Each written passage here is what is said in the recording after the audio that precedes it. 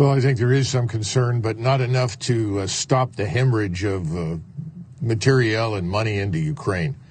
We've had terrible problems in the past with accounting for where weapons and ammunition go. We saw that in Southeast Asia. We've seen it in Iraq and Afghanistan.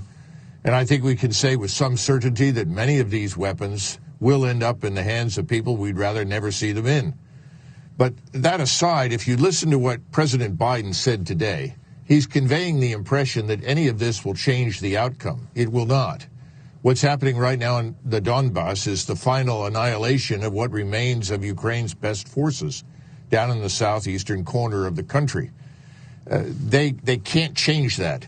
Remember, the distance from Poland to the battlefront is roughly the same as the distance between St. Louis and New York City. They don't have the infrastructure to train people. They don't have the infrastructure to sustain the equipment. And then they've got to move it.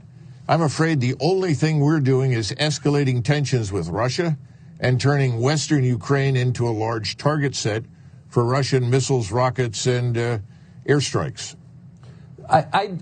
This is also sad for so many people, mostly the Ukrainian civilians caught in the middle of it. Are we making life better for them? It seems like we're fighting to the last Ukrainian, to me.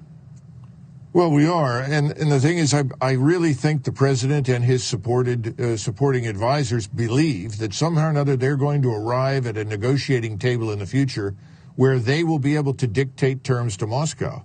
And that's not going to happen.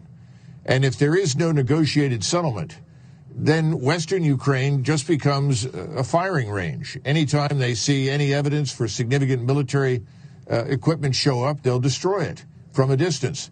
Because the Russians have never been interested in crossing the Dnieper River. They were always interested in destroying the Ukrainian forces. That job's about through. So I think the sad truth of the matter is that this is a proxy war in which we're sending large numbers of Ukrainians to die without any real hope that we'll attain anything of importance to them.